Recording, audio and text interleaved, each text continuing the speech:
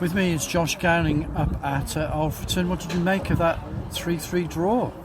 I guess it was entertaining for the fans, that's for sure. Obviously, getting a late equaliser was excellent, and the boys implemented the work we did in the week regarding getting numbers in the box. And when you do that, you get opportunities, and we took them today. But we worked on them, what their strengths are, and that's just direct balls in the box, and we just didn't deal with it well enough. Because every time they seem to get the ball into those areas, they found space.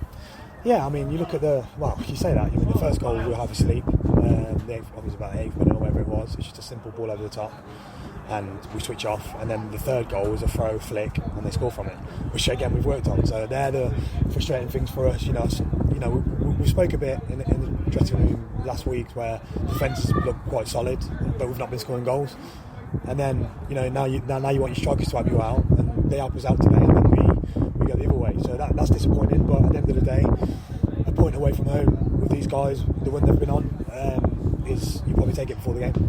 In terms of possession, box to box, we keep saying it week after week, look very, very positive in there. It's just that end product. Well, you say end product, we scored 3 goals. So today, that's what I'm saying. You've got to be positive. Yeah, 100%. Like we said, our season this season, I said to the lads, will be defined on moments. And at the moment, we're not dealing with those moments well enough. You're 2-2 in the ascendancy, you have a throw in, and then we switch off for a second. I know they took the throw in about 15 yards too far forward as well, but we'll get to that another time. And then we just don't deal with it's a simple third man run. And we deal with that better, we come away from it with a victory. So that's the frustrating thing. But I mean, Jan told me to make the sub at the end. He said put Lukey on, so we stuck him on, and he went and got the equaliser, which is fantastic. I thought you got to take credit for staying in the match. The players didn't give up at any point. No, that's what we said about our character. Our teams will never give up. Go 1-0 down, 1-0, 2-1, 2-0, 3-2, 3-0 is excellent. But what I would say is anyone that was here could see we absolutely dominated the game. They scored after about 8 minutes, and we're time wasting from the 8th minute onwards the whole game, which is poor for me. You want the ref to take a grip of it, and he doesn't. So the goal is running off in the corner and delaying. I mean, in the first half he picked one up, dropped it, picked it up again. Can't do that, but he doesn't say anything. So it's frustrating. But we got minimum of what we deserved. We should have got more than that, but you take a point at the end of it. But that happens, doesn't it? In National League North, teams get ahead. Coaches will always say you don't need to win a game twice. So that was obviously their attitude today. It's up to you to compete against it. Well, I don't know when I've employed them tactics before. So, but look, we get it. You go goal up, you want to see the game out. So, look, for us, you draw your away games, you win your home games, and you're going to be in the mix. So, we've got to turn our home form around now, because I think we're bottom of the form table in the home form. So we've got to turn that round. And we've got Kettering on Tuesday night, and you get a win at Kettering. This is a really good point, isn't it? 4 points in 2 games. You'll be very happy with. Given that, you've shown the supporters that you're going to stick with playing possession football, and it's got to come good at some stage. Listen, we believe in our identity. When you have an identity and things don't work, you can tweak things, and that's what we're going to do, and that's what we've done. We've tweaked things today, and we've got 3 goals from it. So, we just got to keep building. We had a fairly young back four. Obviously, Fozzie went off early in the game, which was a miss for us, I think, because I think he was getting on the ball and playing and really dictating.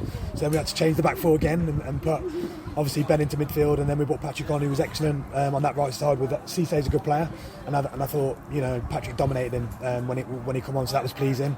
I thought Skip was excellent at left back. It's not a natural position he's in, but he got forward really well and he gave us something different. So we just got to keep building. We'll keep developing. Like I said, we're a work in progress, and once it all comes together, we'll be a formidable team. How bad is the Forsyth injury? It looks like ankle ligament problem. Yeah, it is. I think he's done his ATFL. He rolled on it.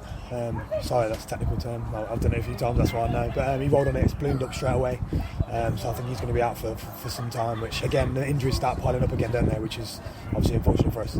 How are the other injury situations? Are other players likely to get involved that haven't been involved, certainly in the last month or so? Yeah, I mean, Vinny's calf was tight. I think the thing with Vinny is because of what had gone on pre-season, he hadn't had a lot of minutes, and then obviously he's been out for a couple of months, and then he's played 90, so his calf's just kind of tightened up. So we're probably going to feed him back in gradually. Mazzy, hopefully, was out today doing a bit of work, so hopefully we'll have him back pretty soon. So is the squad ready and raring to go apart from that? I mean, Christian Pearce is another one that I must mention. Yeah, Christian's training the last 2 days now, so he looks good. Trained well, obviously been doing a lot of work with Aaron. He's been feeling good. He come obviously last Saturday for the warm up and stuff, so he did that. So he's not far away either. But obviously with the older players, you have to treat them a little bit more delicately and make sure they're fit before they start. So, but someone like the Chief, you miss at the back.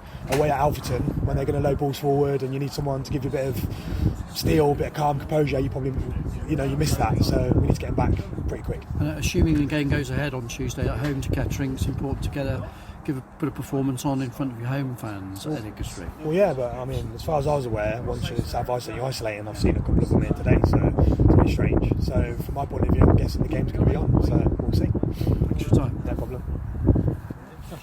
About the racism and it was on the No, I spoke to one of the police officers and wanted to know what's gone on because it was our fans. We've got black players in our team. We won't stand for that. And if that is what the case is, I want to know who it is, and we'll ban him from the club for life because we're not going to tolerate that behaviour at this football club.